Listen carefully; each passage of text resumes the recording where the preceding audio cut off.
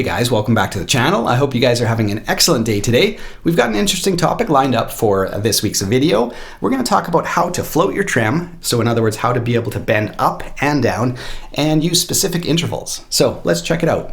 Now, in my approximate 20 years of playing guitar, I don't think I've ever had this conversation with another musician. I'm not sure why it never came up, but I think we're maybe too busy talking about pedals and amps and guitars over trem systems. But it's a really cool way to enhance some of your phrasing and really bring something fresh to the table. There also seems to be a bit of a persistent myth around Stratocaster bridges. When I, comment on forums or on the YouTube section, lots of people are like, you can't float a Strat bridge. That's impossible. And of course you can, they've just never been exposed to it. So that's what we're gonna do today. We're gonna go step by step, show you guys some of the cool phrasings you can do by floating your bridge, and then show you guys exactly how I set mine up. And of course this goes for like a PRS or a Yamaha or an Ibanez without a locking nut or any sort of Stratocaster. So any non-locking guitar, this will work on. So let's check out some of the phrasing that we can do first, and then we're gonna go step by step and show you guys exactly how to float a Stratocaster bridge. All right, so I've got the Super Strat lined up here, and of course when I set up the trem, I set it up to float like I do with all my Stratocasters. So the first thing to note is the vibrato can be different. It can be a little bit more like a Bigsby, where you can go kind of below the main pitch, above the main pitch, below and above, sort of like that. Whereas if you have a non-floating Strat, you just go from the pitch down, from the pitch down, from the pitch down. So it's a little bit of a different vibrato. That's the first thing to note. It sounds like this.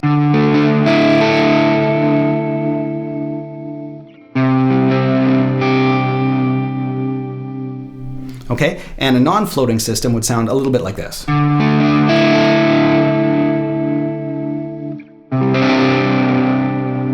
All right, the next advantage, other than the ability to do special effects and squealies and all those kind of fun things that you can do with floating trems, like, the cricket chirps or whatever.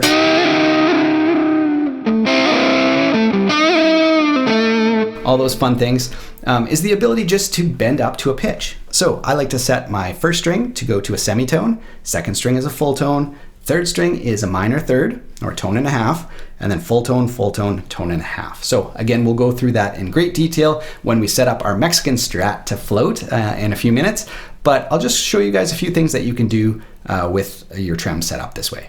All right, so we're gonna take the first three notes of our A minor scale. Just those three notes. And what we're gonna do, instead of bending up to our minor third here, we're gonna use the trem. And that gives you some really cool articulation because you can slide once you're bent up, which you normally can't do. Once you're bent up, you're kind of locked into that note. So here's, sliding up once you're bent up. Right? So we hold the trem back and we go to our next set of semitones and then release it, which is really cool. And of course you can do that on second string where it's a full tone.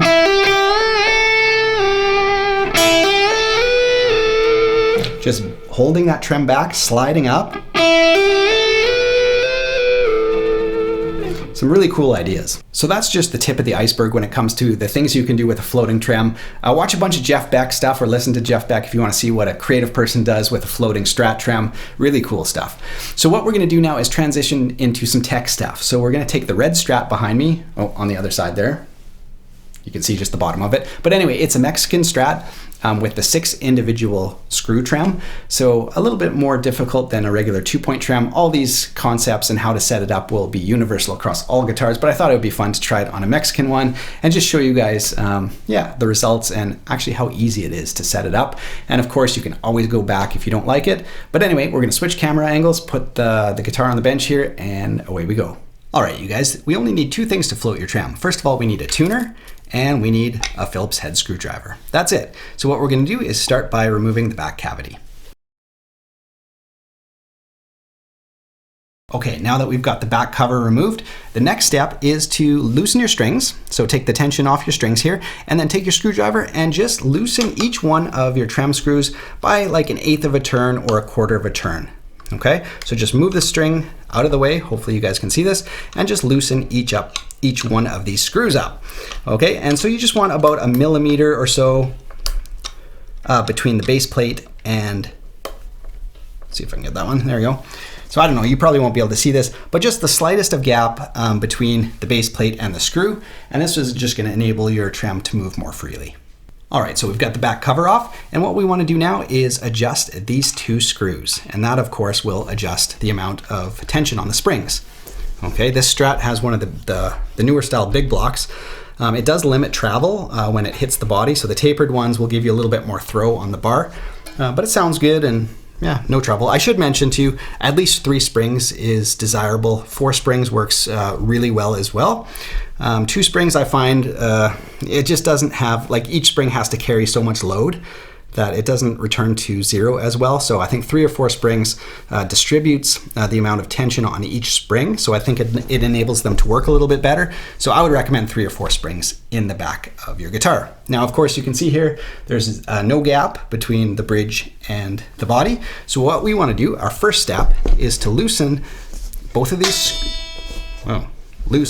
screws and reduce the amount of tension on the springs, and this in turn will allow the strings on the other side to pull the bridge up. So that's the first step. So what we're going to do is, just by observation, start loosening, flip it over, and you can start to see there's a little bit of a gap already. Hopefully you can see that on camera. Here, let me put it down.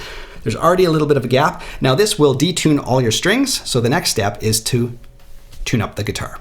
All right, so tuning it up pulled the bridge forward even a little bit more because of course we're increasing the tension as we come to standard tuning here, like that. So what we need to do is take our bar and get that baby going in because we need to start testing these intervals right away. Okay, so what you can do is basically all you want to do is take 2 side-by-side intervals. I usually do it off the first string because hearing a semitone is not too bad. And of course you could use your tuner to check as well. So what we're going to do is just play a note and then play the actual note. So I'm going between just an E and an F here. So that's our pitch that we want to get to. So we're actually bending too high because we want to get it pretty much right on so that when you back that trem and you hit the body, you're dead on to that semitone. So now what we need to do, because we're going a little bit too high, we need to flip the guitar over again and tighten up our screws. Okay, and I'm going to try to not rest it on the whammy bar on the back. So I'm just going to give each one, if I can see it there, there we go. I'm going to give each one a turn. And now we're going to check again. And you know what? I'm going to turn on my tuner. I don't know if you guys can see that or not, but anyway, I have my tuner on the headstock there. Well, I'm going to have to tune up again, of course, because I changed the tension of the springs. So it's a constant balance between adjusting your back spring claw and tuning up. So I'm going to tune up and then we'll test again. We are tuned up, so let's check again. Okay, so it's showing E is dead on the tuner. So I'm going to bend up and we need to get to an F. Okay, still showing a little bit sharp. So yeah, what we need to do is again, tighten up and reduce the gap at the back of the bridge here. Let's do that. And then we're gonna have to retune again. Every time we make an adjustment to the back claw, it's gonna affect your tuning. So you're gonna have to make an adjustment, tune, make an adjustment, tune, and that's pretty much the entire process. All right, let's check again. So turn on the tuner here. So that's our E.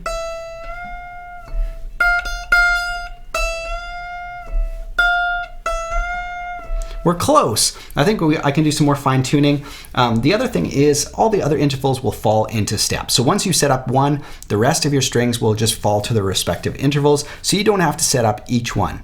Now, if you find that you always use, I don't know, maybe like the second string to go up a full tone, you may want to tune that string and let the other ones fall into place because each one of the strings is going to be close but not exact, right? So you can kind of feather your bar. But when you actually make contact to the back of the body, that's sort of where you want that interval to fall so that you're not guessing too much. So you can just slam that to the back of your body and know you're going to be on a specific interval. So if there's a specific string that you always find that you're using, you might want to tune up to that and let the rest of the strings fall to their respective intervals, like I said. But I think let's plug this in and take her for a spin.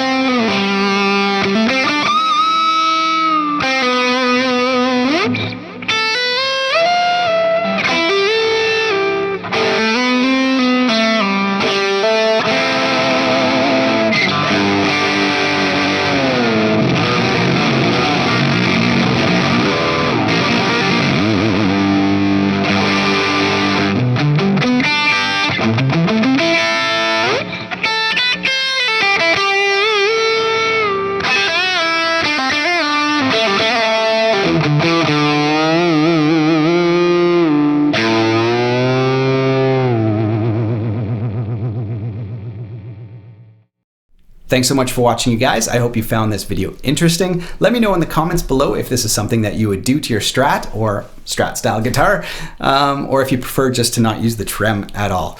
So anyway, my information will be on the screen. Be sure to subscribe to the channel, visit the tab store, and other than that, we'll see you on Monday with a new video. Take care.